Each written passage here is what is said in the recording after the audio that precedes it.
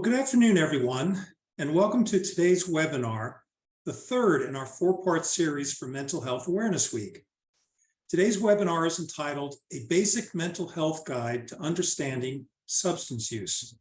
My name is James Campbell, and I'm the Senior Manager of Industry Relations with NAA. I want to welcome all our members attending. Thank you for joining us. Let us begin with a word from our sponsor, MRI Software. MRI Software is proud to support NAA and Mental Health Awareness Week.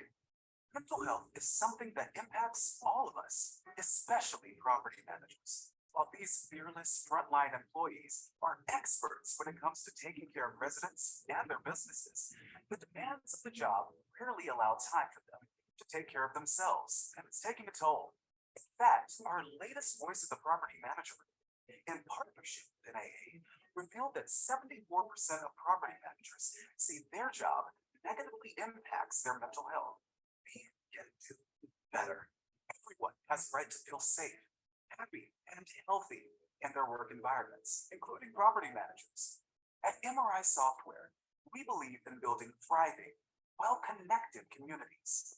People, and more specifically property managers, are the heartbeat of those communities, and we're committed to having critical conversations, helping elevate their voices, and investing in real solutions to make their lives better.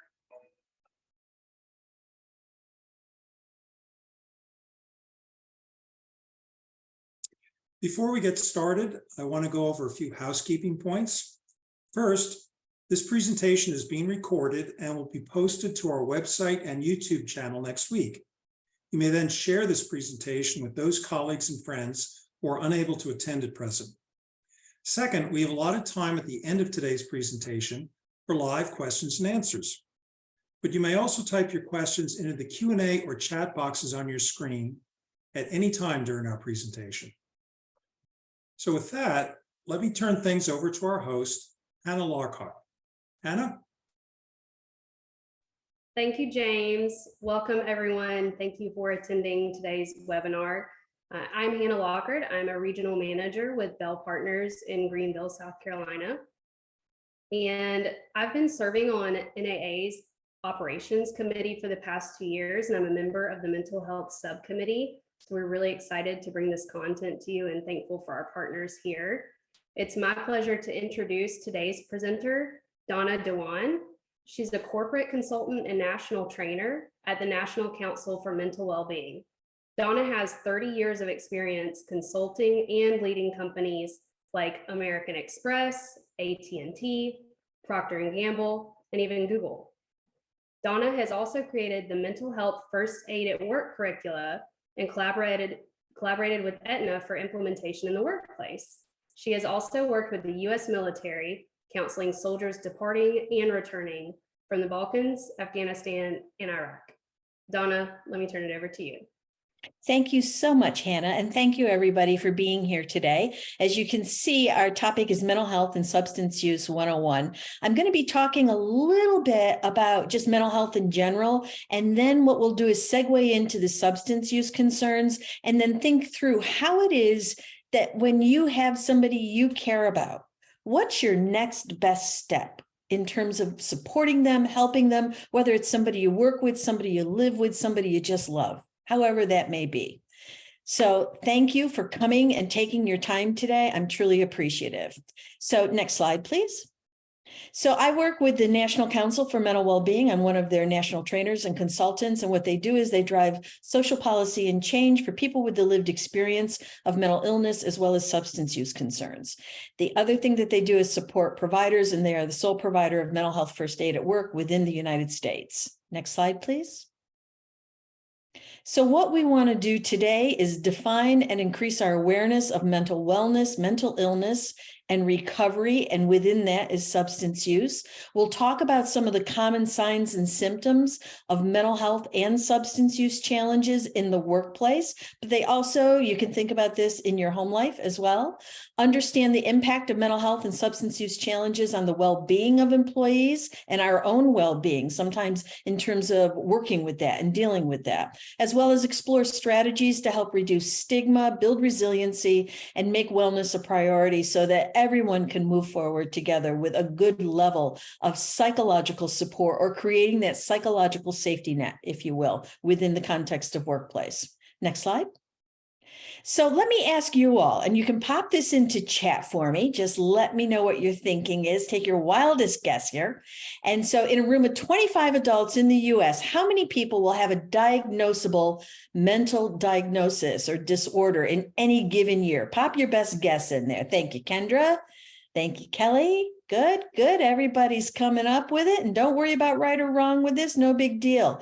And you're exactly right. So if you had hit a next on that, James, thank you. It's 1 in 5 or 20%, which I saw some 20s in there too. So that probably is what you're thinking of. 20% of your workforce in any given year will be experiencing a mental health diagnosis. And you're probably thinking to yourself, you know, some days it feels like more than that. And I'm sure some days it does. And actually what the data would show is that that's probably a fairly conservative estimate. Next, please. And so I'm going to ask you this. What are the most common diagnoses or common disorders in the US? Any thoughts on that? Pop those into chat for me if you think of one. What would be some of the most common? Anxiety, excellent. Anxiety, depression, good, good. Anxiety is number one. It accounts about 18% of the population. Depression is around 7.6. And then we've got things like bipolar is actually much lower, schizophrenia much lower, but it's there. PTSD. Now that's an interesting one because the way that we've been defining it probably doesn't capture the essence of PTSD in this. And so substance use, where that fits in, it's about 8.6% of the population is experiencing an addiction. And again, another conservative number based on two reasons. Number one is self-report doesn't always work. And number two is denial. Sometimes we can be in the progressive stages of the disease, but not see it ourselves. That's part and parcel of this dialogue in this. So that's about 8%. So thank you, everybody. Appreciate you doing that. Next slide, please. So when you think about how mental health awareness can help at work, one of the things that we know, and this is based on a study by Kaiser Permanente, is that when we have more open dialogues, we can reduce stigma, both personal stigma as well as thinking about public stigma by using language that's person first, a person experiencing whatever it is that they may be experiencing versus, quote, the mentally ill, because the mentally ill sort of creates this sense that it's just one big bucket of people that are problematic, right? And we would never say things like, oh, the pulmonary fibrotic or the cancered, because we have a real respect for medical diagnoses. But what I'm going to say to you is that this is a medical diagnosis. It increases the employer's mental health and employees' mental health and substance use literacy, because the more we know, the more we reduce stigma. The other thing is the better we are at recognizing within ourselves and with other people some of the common signs and symptoms that might occur. It also increases the likelihood that employees will reach out to somebody who may be facing a mental health challenge. And if you're a leader in your organization, that can only be a good thing, because if peers start to support peers, then maybe it doesn't land in your office. And then it teaches employees how to connect a distressed person with the appropriate resources in accordance to company policies and procedures. And so what we find are people begin to think through the boundaries that need to occur in the workplace, but also think through how to be a compassionate colleague or employer or employee. So next slide, please. So when we think about the community and the terms that we hear, let's just talk about stigma for a moment. And this is going to be your one-shot opportunity to be highly politically incorrect. So I want you to think and put into the chat box, what are the words that come to mind when you think about mental illness or addiction? What would be the words that come to mind? And again, there you go. Kendra, embrace that one right away. Great. Thank you, Kendra. Crazy, alcoholism, pain, homelessness, not well. Good. Keep going. Keep going. What else you got? Not dependable. Now, there we go, Kendra. Thank you for that. Because what I'm talking about here is a characterological defect, right? Disturbed, sick, lonely. That would be very true and very problematic, because what that does is it increases the risk for suicide when we have loneliness. Triggers, right? That there are certain triggers that can occur. Disturbed. And again, that sort of leads to the idea that there's something characterological going on. So what I want to say to you is that oftentimes, and even in my training as a licensed mental health counselor, when I went through this training, it was like there was a problem with the way we grew up. There was a problem with our personality. There was a problem with our strength. But what we know now is that this is not something that's problematic in terms of character. It has nothing to do with thinking happy thoughts. It has nothing to do with maybe eating right or things like that, although that can be helpful and exercise can be helpful. But if it were that simple to deal with depression, anxiety, and substance use just by doing those things, then we'd all do it. So I want you just to consider that everything that we're going to talk about is a medical diagnosis, and I'm going to talk a little bit more about that as we get into this. So thank you so much for all of those words. I do appreciate it. And you can hit next there, James. So this is what we know. And go ahead and hit next. That the impact of stigma, and when we have these thoughts about people being, quote, crazy, loony, whatever it is, or even if we say something about ourselves, for instance, if I say I'm so OCD about this project, then I'm not complimenting myself. And when I put that out in language for others to hear, if I have a kid at home who's maybe experiencing some obsession compulsion, or maybe I have it myself or somebody I care about, what it does is it shuts down the conversation. And so even when we refer to ourselves as crazy or OCD or whatever the phrasing is that you might use, just keep in mind that that still can have impact. Next, please, James. And so self-stigma is something that we grow up with, and every one of us experiences that in some way. There might be language or some sort of verbiage that actually resonates with us even into our adulthood. Even though we know it not to be true intellectually, emotionally, it can still sit there. So self-stigma is difficult. For instance, if I had a lot of anxiety or maybe ADHD as a kid, and people and other kids called me crazy or whatever, weak or whatever it might be, those might be the bits and the words that still resonate with me. We also have things like structural stigma, which is lifting pretty significantly, but an example of that is when you have health benefits that give you more physical benefits options than mental health benefits options. With parity, now we've got more of an equal stance on that, but sometimes you even see it within policies within our groups. So for instance, that sick days are only about physical sick days, not about mental well-being days. That might be a structural stigma. And then public stigma is all that language that you just put in there and how it hits people. It's what you read in the news. It's what you see on the news. When we see maybe mass violence, all of a sudden it's this talk about, do they have a mental health diagnosis? Are they, quote, crazy? And the research would actually say that most people who experience mental health concerns are far more likely to be the victims versus the perpetrators. And while there are times, quite frankly, that people with mental illness do perpetrate a crime, the reality is it's more about personality than mental illness. Next slide. So there are risk and protective factors to this, and this is where I'm going to tell you a little bit about the biology of it. And if you could click 2 more times, James. Thank you. So the risk and protective, when we look at this biological piece of it, there are certain things that certainly can interfere with our mental well-being. We've got sleep disruption for those of you who might experience waking up in the middle of the night. We've got chronic medical conditions, and think about the times that you're not feeling well, that it can absolutely impact how it is that you feel psychologically with this. So in terms of biology, this is what I want to say to you, and I'm going to start with substance use first, since that's our topic. What we see in the brain are irregularities with something called the basal ganglia. And the basal ganglia is the thing that's going to help us with motivation and things like that. But it can actually be challenged when we use substances, and it can change the structure and the functioning of it. And also the communication pathways between the basal ganglia and other aspects of the brain. And so what you find is that sometimes what happens when a person uses a substance and uses it repeatedly and maybe uses it to sort of an extreme, that it begins to lay down this track in another part of the brain called the hippocampus.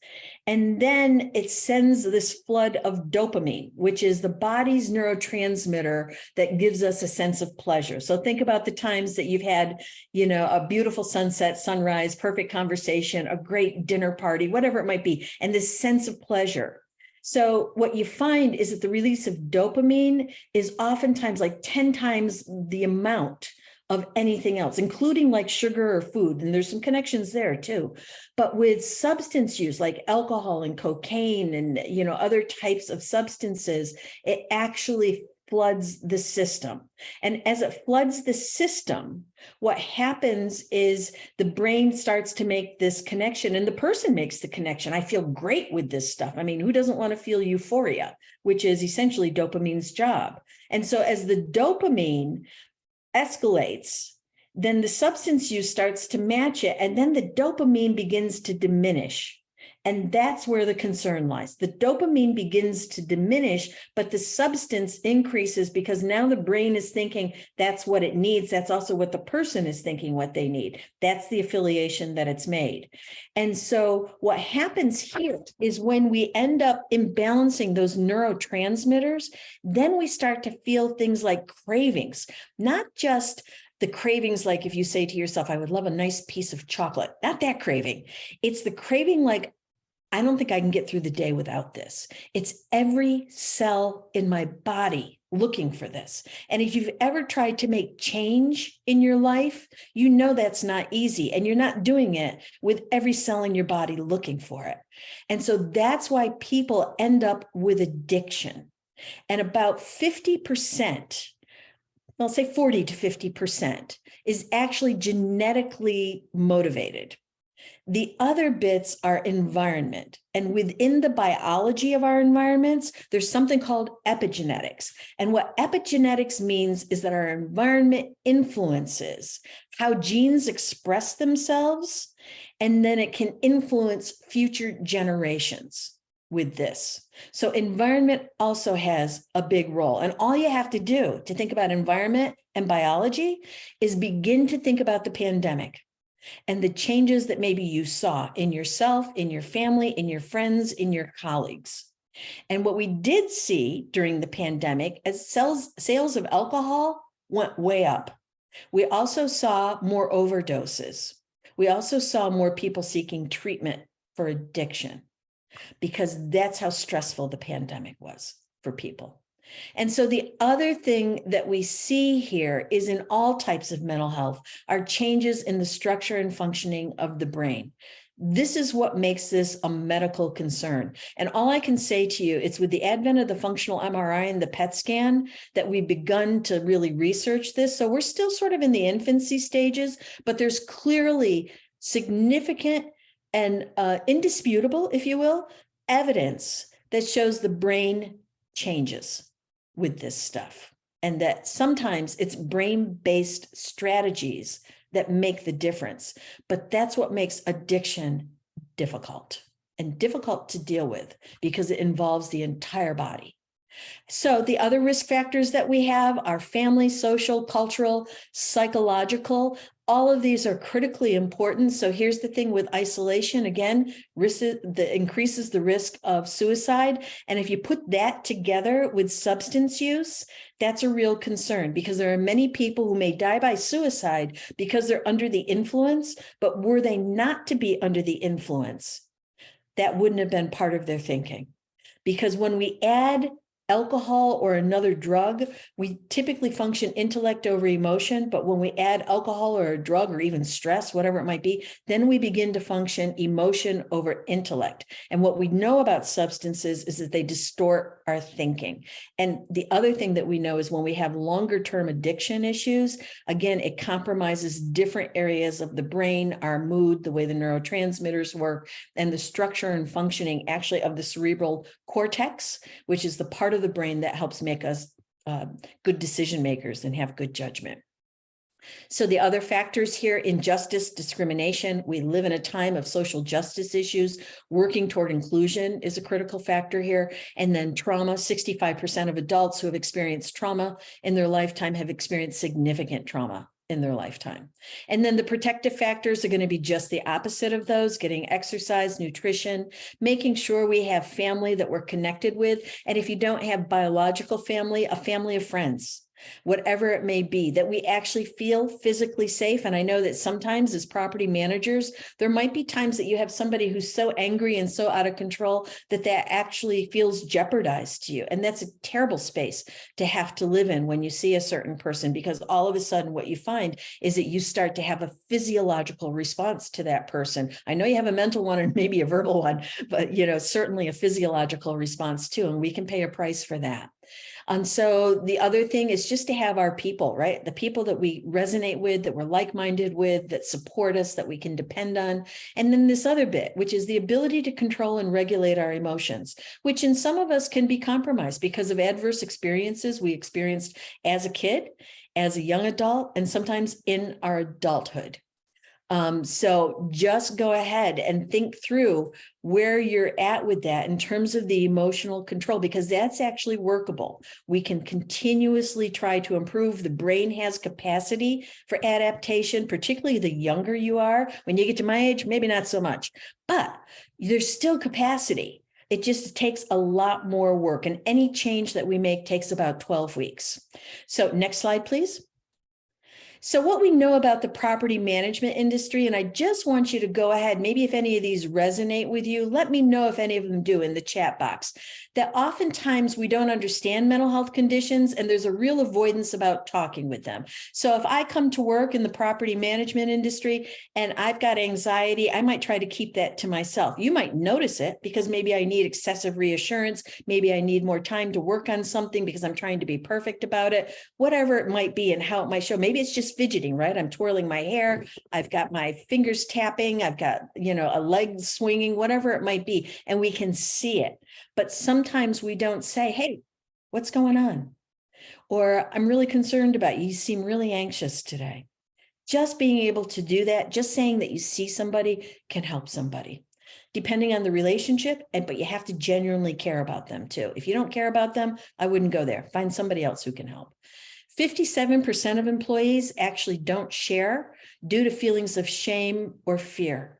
Fear of what's going to happen, maybe retaliation, maybe some level of being seen as not capable. Maybe I won't advance in my career, things like that. Or maybe I'll get teased about it, or people will, use that information. But when we create a psychological safety net, again, if you're a leader in this organization, think about how you can make some of the first steps in this, because quite frankly, none of us walk through this life without being impacted by mental illness or substance use, whether it's our own, a family, a friend, a colleague. Feelings of anxiety and stress can be routinely dismissed as part of the job with a sort of a suck it up mentality, right? It's just what it is. You're just going to have to cope, but it's still going to be important to recognize what it is, because keep in mind, how many of you would say that you've had a tough time in your home life and that actually transferred to your work life? It made things more stressful. It made it harder to cope because you're already stressed. And when you walk in, you're a little raw and you're a little vulnerable. So I'm seeing some yeses come in on that. Yes. So thank you for that, because that's just life, right? It doesn't mean that we have a mental illness. It just means that we're struggling, and we all have struggles. There is nobody who's immune from that either. And those of us who do struggle, maybe with a mental health concern, oftentimes hesitate to take our time off because we're worried about that. And so I want you to think again, to be able to care for you is to be able to use your time. Next slide, please.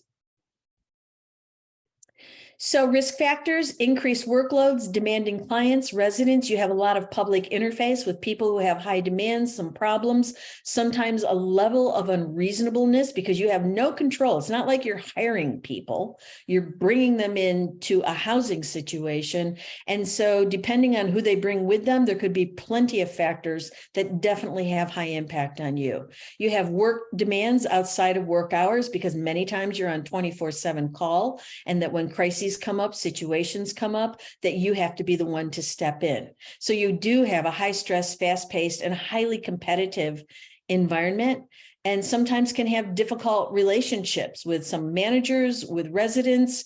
And when we're in that environment and we don't see it as safe, that indeed changes our biology and our neurobiology.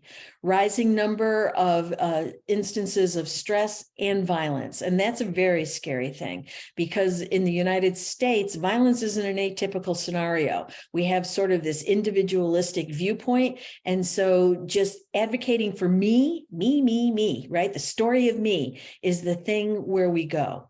And then sometimes you have people that are struggling with their own mental health issues. Sometimes maybe it's an elderly person who's dealing with some dementia. Sometimes it's the teenage son or daughter of a resident that's struggling with maybe hearing voices or something like that. And then sometimes it's just anxiety or depression or just maybe a level of aggressiveness, whatever it might be. There's something called oppositional defiant disorder, right? Where somebody may just be difficult based on their age and the fact that their prefrontal cortex hasn't developed and they don't know how to cope with situations. Next slide, please. So the protective factors, so there is good news here too. I don't mean to like scare the bejeebers out of you today. So that the industry never runs out of jobs. There's certainly a lot of job security here, right? It's always expanding. And now with home prices and things like that, interest rates going up, it becomes even more so where people see renting as the opportunity. Equal work opportunities for different skill levels and all skill levels, so that there's plenty of things to be done with this. Some that are hands-on, some that are office, some that are relationship focused. And so you can think about where your strengths lie and what might be a nice fit. It encourages social interactions. And so there actually can be some nice connections made with people. And you probably have some residents and some people that you work with that really are a significant part of your life. And part of it is to lean into them, you know, just to have a sense that there are people who are there who support you.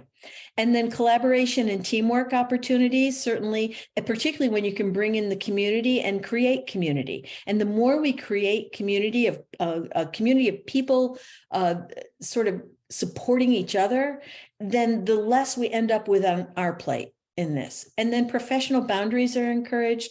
It has schedule flexibility potential, sometimes that other jobs do not, even though it has that extended 24/7. Sometimes it's that actually allows you, maybe this is a late morning or something like that. Okay, so I just got somebody who asked, why are some more inclined to have addictions than not? So 40 to 50% would be genetics. So do I have a family member who's had some level of substance use concern? And then here's the other piece. If I've had that, that's not destiny. You don't have to say, oh gosh, I'm going to have a problem. It's the way that we manage it. And so when we're aware of it, that tells us a little bit about how to behave. When we're not so aware of it, and quite frankly, particularly with if you have female members of your family in history that have had addiction issues, oftentimes it was hidden because there was a lot of shame around that.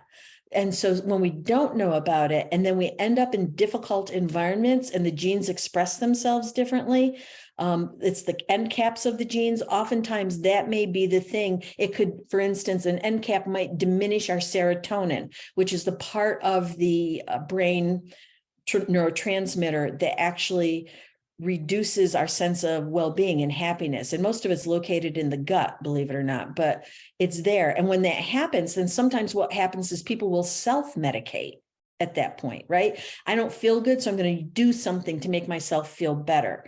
So it's a mixture of genetics and environment. And and also access, things like that. There's been some research that shows that when we have completely open access, that can be problematic, but also the other side of it, when maybe we have either a religious or a family background that says, don't drink, don't drug, don't use any of it. Sometimes it's that forbidden fruit piece that brings up too. So there's a multiplicity of factors, but the vast majority of it, or at least 40 to 50% of it, that's really clear cut is genetics. I hope that answers your question. So let's see, where was I? So we've got the social interactions, collaboration.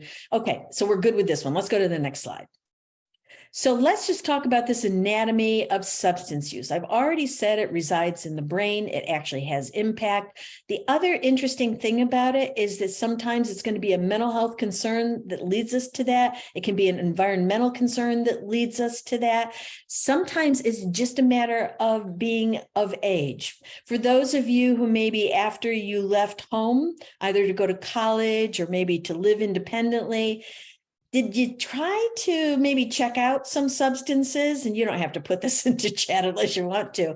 But most of us think about those early college years, or you think about when you were out on your own in your early 20s. Did you drink? Did you drink more? Did you experiment with some drugs? Did you do some of those things?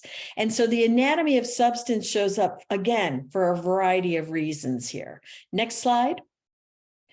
So, and keep going, please. First one. Yep. So people can experience mental health symptoms with certain substances. So this is what we might find. For instance, if I use a stimulant-based drug over the course of time, what I might experience is literally psychosis.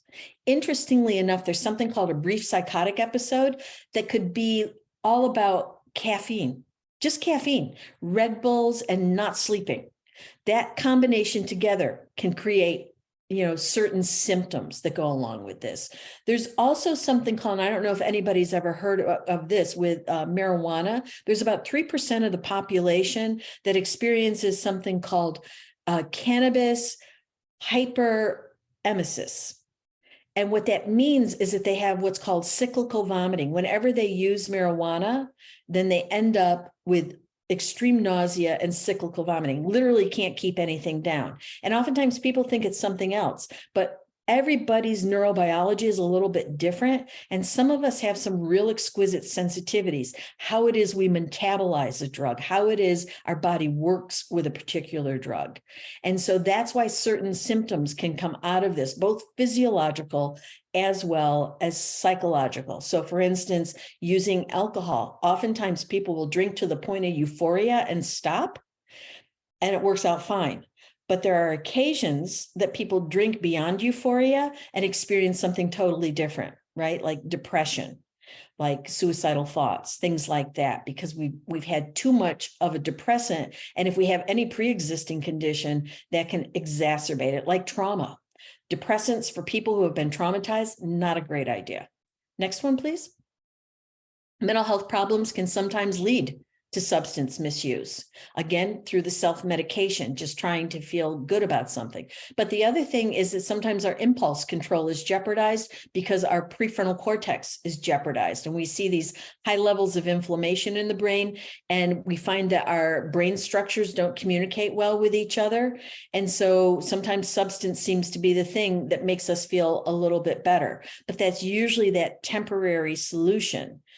Because that can become a real situation, and how sometimes addictions are developed. And what's interesting is when you look at addiction and you look at other types of diagnosis, there's something called dual diagnosis, which means I have a substance use concern and something else. So maybe I have an eating disorder and a substance use concern. I have depression and a substance use concern. Anxiety is a pretty significant one, because oftentimes substance is the thing that helps tone us down in that. Next one. Both have underlying causes like brain composition, genetic vulnerabilities, and exposure to stress and trauma. So that goes back to the genetics, epigenetics, and situations and environment. Next one. Substance use problems occur more frequently with these types of things. And the personality disorders are really things like borderline personality, histrionic personality, dependent personality. And, if you've ever had a diagnosis like this, I always want you to take it with a grain of salt, because diagnosis in the mental health world is always about talking. And so I want you to trust you first. I want you to be open-minded to the person who may be sharing some experience with you, but never feel hesitant to get another opinion on this, because again, it's all about the talk. And if you sat down with me, I might come up with one thing. You sit down with another therapist, they could come up with another. If we did the same therapist on different days or whatever, you could still have something different depending on how you present it. Ideally, hopefully we'll get to the point where we can actually look at brain scans and begin to see it more objectively, the same way when you go to your primary care and you get blood work. Next slide, please. So about 70% of all adults with an alcohol or illicit drug use disorder are employed. And let me just say this, if it shows up in the workplace, generally the person is in the progressive stages of the disease, because usually it's going to be family, friends, legal, medical, and financial status that's jeopardized first. About 13.6 million workers with a substance use disorder represent nearly 9% of all employed adults. So I oftentimes see data that shows 10% as well. And so just keep that in mind. If we've got 20% dealing with a diagnosable mental illness, maybe another 10% dealing with a substance use concern, it doesn't necessarily mean that the person is having problems at the job. But if it shows up and it's noticeable, now we're starting to see it. And the earlier you can address it, the better. And that about 1.9 million workers receive treatment annually for substance use. And you're hearing me say substance use for a reason, as opposed to abuse. Abuse implies intentionality. And what I would say to you is that nobody as a kid says, hey, you know, I would really like to have a problem with alcohol or heroin in my life when I grow up. That's not where we're coming from. It's one of those things that evolves for a variety of reasons. And so it's about use and how we use it. And it could be significant use, it could be moderate, it could be mild, don't know.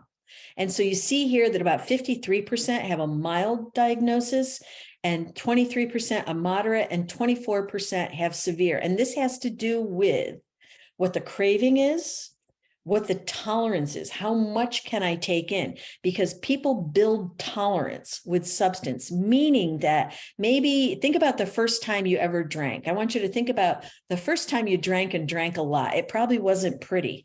I know mine was, what is it? Boone's Farm Strawberry Hill wine. It all went down and it all came up. It wasn't pretty. But as I got my drinking chops as a kid, then you know, what happened is that I could drink more and not be as intoxicated or not get to intoxication. Now I can have a wine or two glasses of wine perfectly fine. Doesn't have a high level of impact other than that sort of depressant, relaxing impact.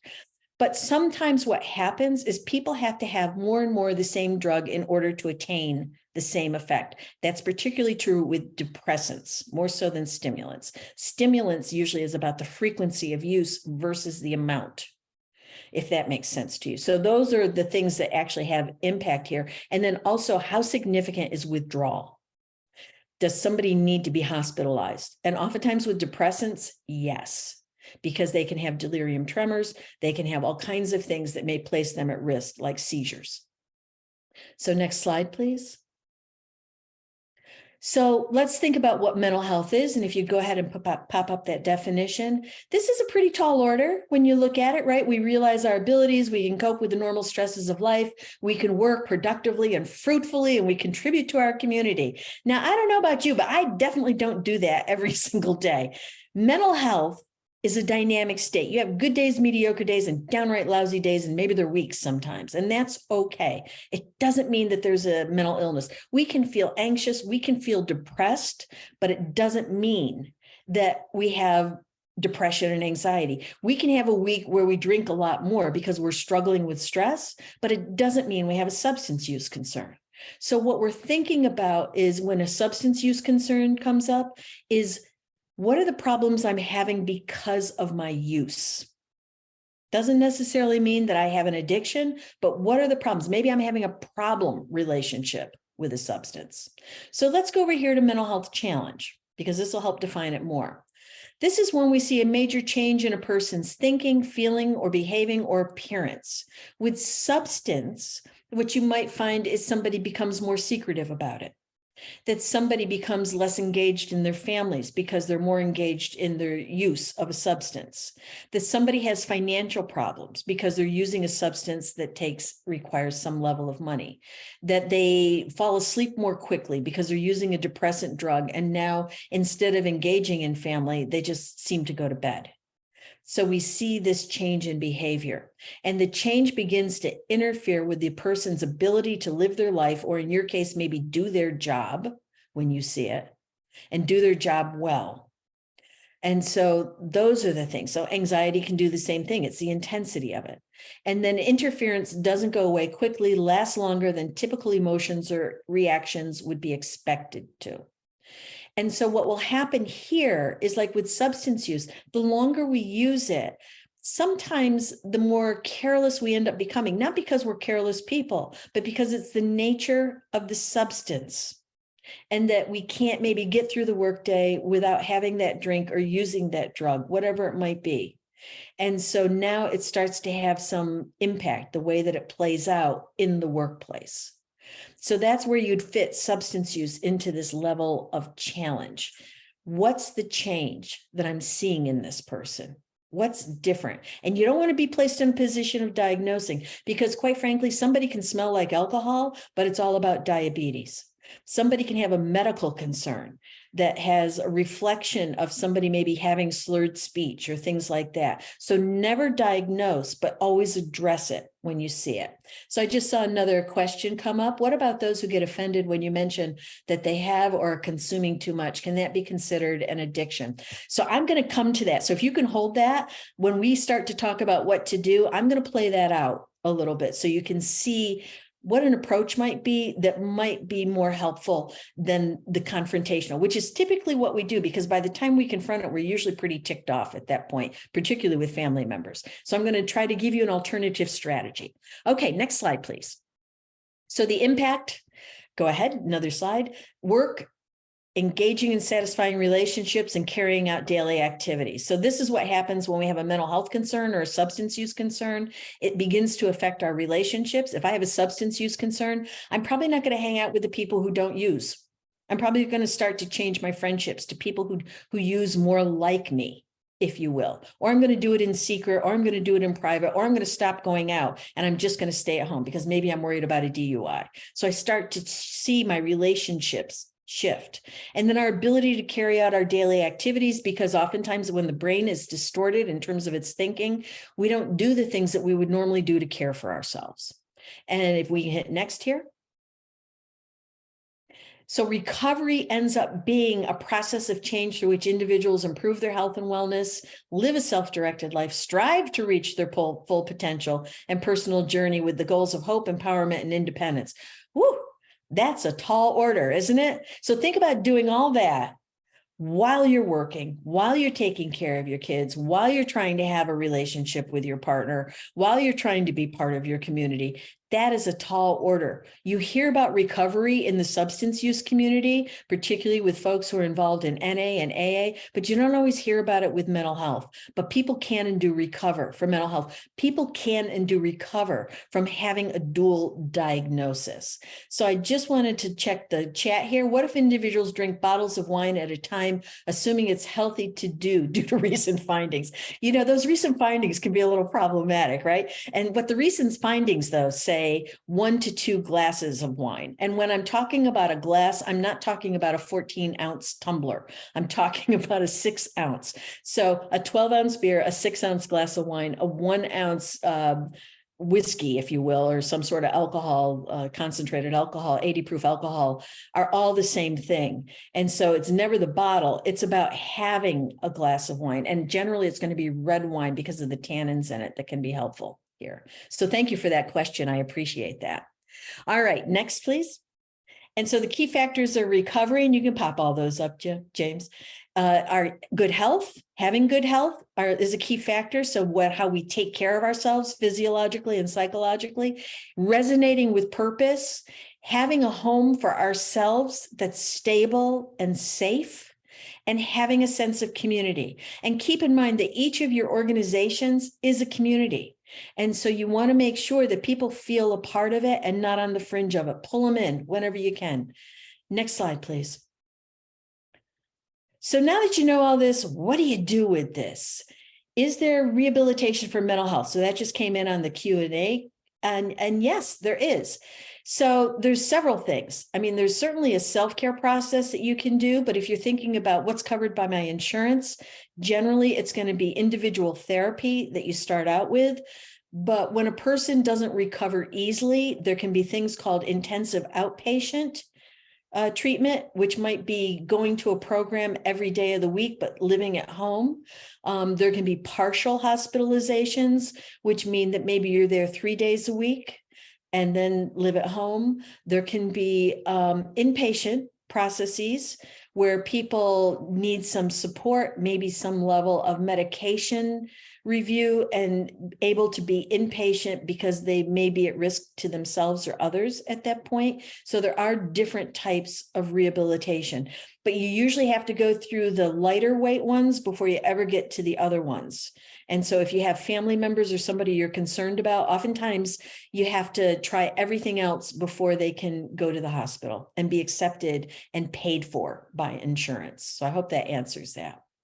So let's take a look at a film. If we can go to the next slide. This is called The Awkward Conversation. And this is what I want you to do. While you're watching this, I want you to pop words into the chat box that might resonate with you, what you're seeing here. How does this affect you? Go ahead, James. Thank you.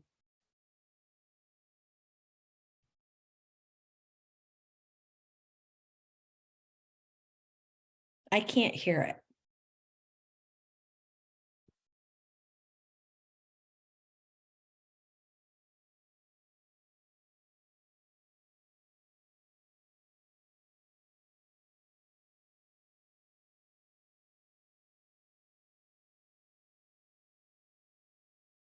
Yeah, we've got no volume on this. If you're muted, Jim, you might want to come off. Or James, rather, I'm sorry. Okay.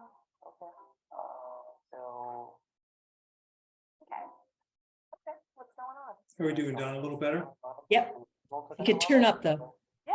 You know, About looking for the it. volume. I've been living with depression for a long time, and this week has been particularly. So a lot of people simply just don't know what to say and what to do when somebody opens up to them about a mental health or addiction challenge. And that's really where mental health first aid can be valuable. It teaches people a concrete action plan Oh, sorry.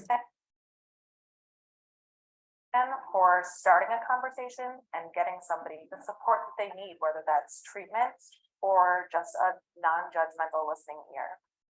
So was it a little unexpected when I responded that I wasn't doing well, us being complete strangers until this moment? I'll be honest, it caught me off guard. You just expect the automatic response of, how are you doing? I'm good. When you first meet someone, here there's like a huge distance. I always feel like, how can I help someone else? So, and I know it's hard because you just want to be like, oh, sorry, okay, let me run, you know? And I don't think people do it because they're inconsiderate. I think it's because they honestly just don't know what to say. Have you talked to anyone about this? Sometimes they just don't want to burden. Yeah. I know it feels like that, but most of the time people want to help. Yeah. Like everyone kind of wants to be useful to other people, so they want to help you. So yeah, don't feel like you're burdening them. That was really like totally wanted to give you a hug. I was like, that's not weird. No, that was like exactly like what you should have said. Myself, I was thinking like, okay. Lana, stop that. Try your best. Living. Sometimes that's the best thing to do. Yeah, we'll just try to fix you wouldn't will yourself to get better with that. And so I think that I hope that people just start talking about it more. Wouldn't it be refreshing if we could take off the mask? Yes, absolutely. Be real people. So how did you learn how to respond that way? My father committed suicide when I was young, and it was like a really pivotal change. And I think I spent most of my life trying to avoid that and avoid talking about that and like the shame and the guilt. So I really made this decision to like learn how to interact with people and be empathetic and show people that someone does care about me, that I'll know you. I think people should just ask more questions, because it's like once you get to know the person and understand that it could literally be any of us, like any of us could have this at any point in our lives. It just, how could you make a judgment on it? I give you a hug? Well, absolutely. Thank you.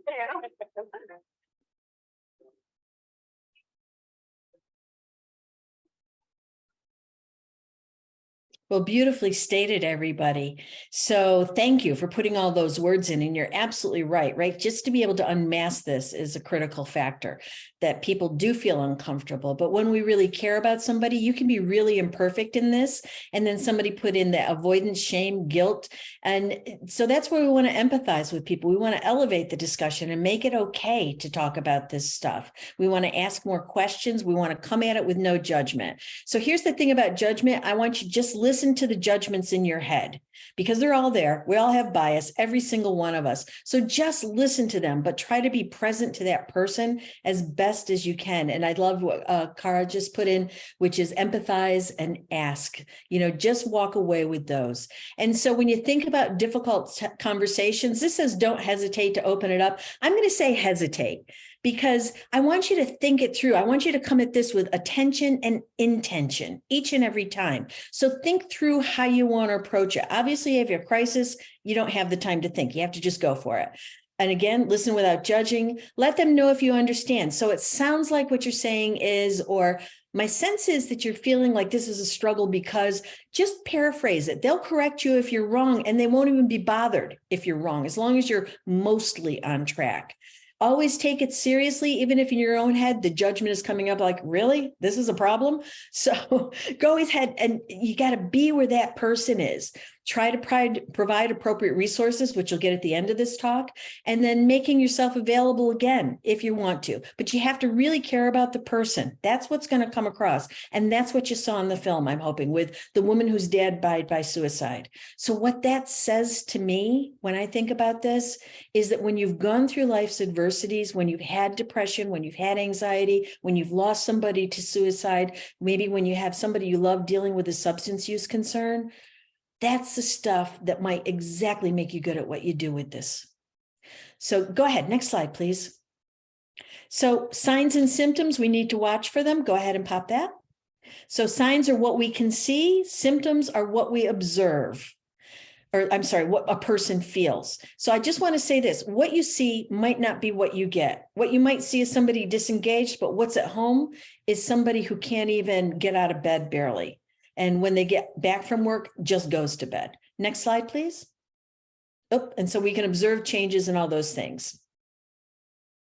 So here's some of the early and worsening signs that you might see. Some of these might be attributable to substance use or other things. Sometimes it's just stress in our lives, and that's why we don't want to diagnose. Sometimes people are experiencing burnout or whatever it might be. But these are some of the things that you might see that might be, you could go ahead and talk about, right? Because you've observed them, but you have to be the observer. Next slide. So there are some additional that these might be related to substance use. And this is where that sense of denial comes in, feeling fatigued, irritable, making excuses. And so those are the things that we have to maybe question in this. So I want to go back to the question about, how is it that you do this? So if we can go to the next slide, I think, and I may have to, here we go. So we just really want to think about what we say. We're going to identify what's of concern to us. And we're going to take it actually from the vantage point of asking the person how they seem to see it. So for instance, if I had a family member or a friend who I thought drank too much and maybe they weren't remembering anything, I would be talking with them and maybe they'd say, oh, I don't remember doing that.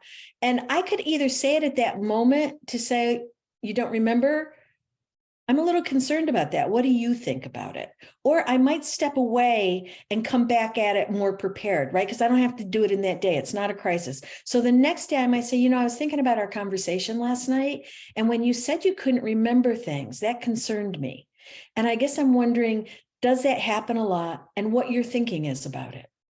Because with substance, people will come back at you, particularly if you drink. Oh, well, you drink. Who are you to tell me? And so always think about how you're going to approach this. What's a time and place that you can meet?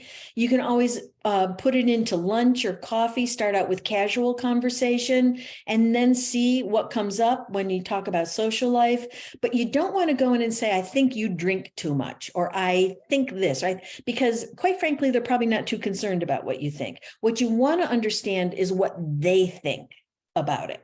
You want to be clear about confidentiality so that if indeed somebody says, well, you got to keep this a secret, I'm using this, that, or the other thing, what you can say is I can hold this confidential as long as I know that there's no risk to you or another person in this. Because if there is, you can't keep things secret. You can keep things confidential, but not necessarily secret. Ask open-ended questions. And one of the things that you could say is say more about that. Listen and demonstrate empathy and respect. And so if a person says to me, I'm not concerned about my drinking, but I'm sensing that you are, you can say is, you know, I am concerned because you aren't remembering things. You seem to be drinking more than usual. But I'm understanding too, that you don't seem to have a concern about that. And maybe they say, yeah, that's right. And all I can say to you, and this is the hardest thing ever, is if a person's not there, there's probably not a lot you can do to get them there other than be a support to them and not enable the behavior. So attempt to understand from their perspective. That's the critical factor. Next slide. And ask the person what support they need right now. Offer that information if they have availability to get some support, if their willingness to do it. Say, you know, I could research it for you. There are plenty of programs. They can meet you where you are. And I'm happy to do that for you if you think it would help. And then encourage the person to use coping strategies. I'm going to give you an unusual one, which would be something to the effect of, have you ever thought about just cutting back on your drinking? Even though you know that they probably should stop, asking if they're willing to cut back might give them a little bit of a lesson for themselves when they find that they can't. So keep that in mind. And you want to share any relevant resources, check in, just see how they're doing. And also people might not want your support. They may say to you, none of your business. And then you can say, I get that.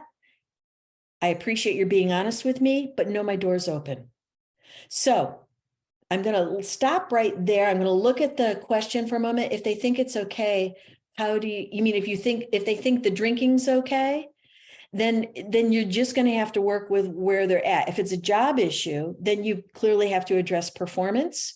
But if they think that their drinking's okay, then all you can do is say, well, for me, it's not okay. But I understand that you have to take your path on this. But you're not going to bail them out. You're not going to give them money for it. You're not going to drink with them. Think about your behaviors in this as well. And so you just don't want to enable it. And I'm going to stop here so that James can move forward to the resources and questions. If we have questions on this, I know this substance use piece is very hard. So you'll get, will they get the slides, James?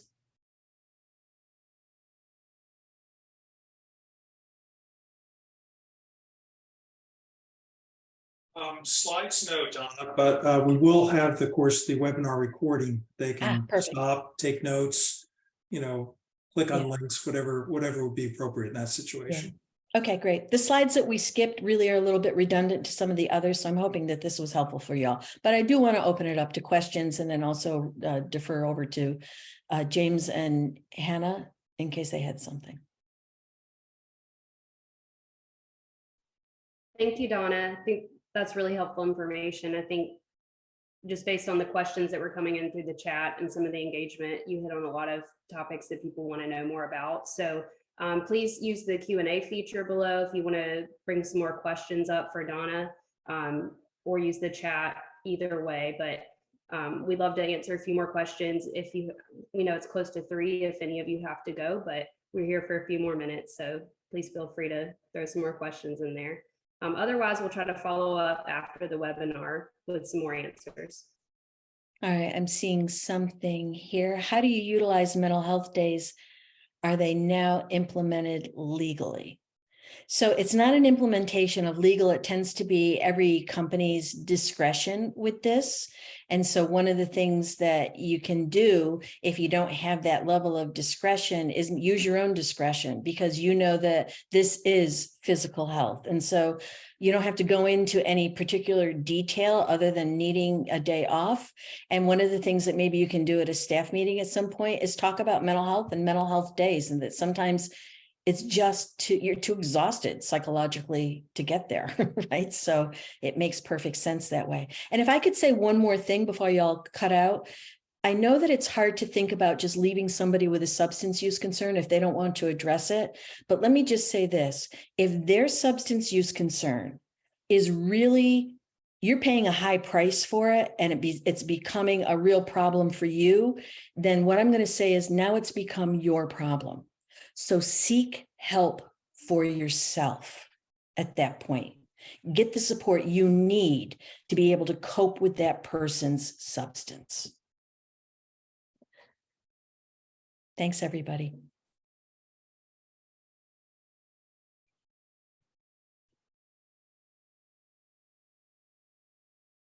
Well, with that, again, I wanted to thank Donna for an outstanding presentation, Hannah for excellent hosting as well. And I want to share with you additional mental health resources that NAA makes available to its members. We maintain an online portal for especially relevant offerings, and that URL is featured below on that particular slide.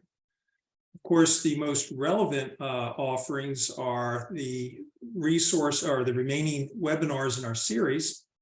Tomorrow, we'll be discussing mental health literacy, self-care, and equity from a very dynamic speaker.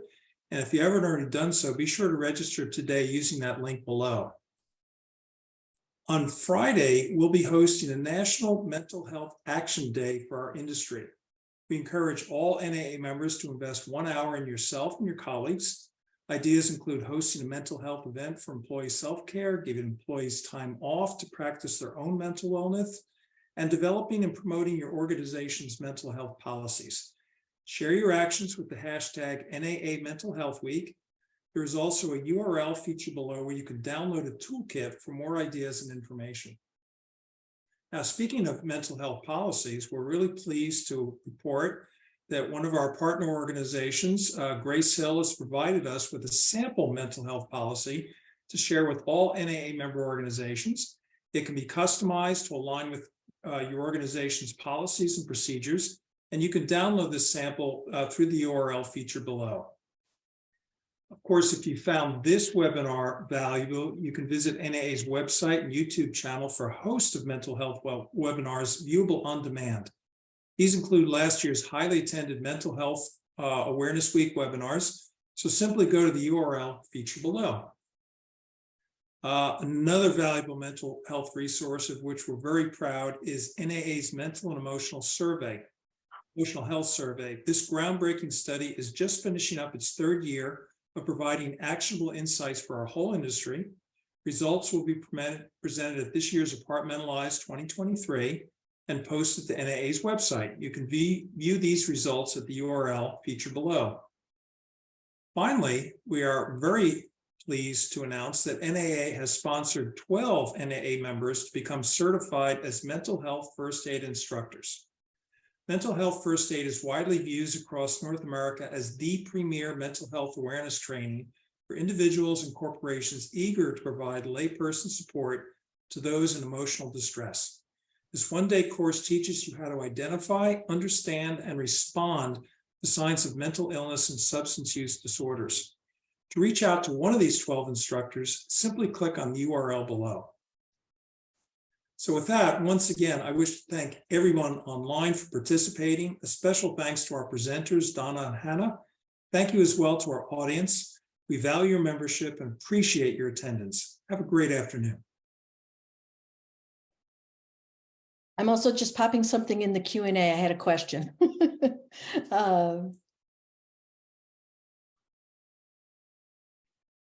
So I'm coming back to you.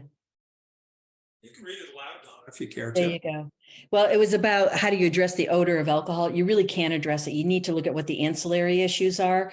And, you know, is there slurred speech? Are there some motor coordination concerns? Is there a judgment impairment? Is there something else that's going on? Because again, the odor isn't easily addressable unless it's highly offensive, but then you don't use the odor of alcohol. What you have to do is go in and talk about the odor itself, which is really uncomfortable. So you might want to get some coaching if you have employee assistance program or other managers that can help you with this, just to think about how you can approach it in a kind, non-judgmental way.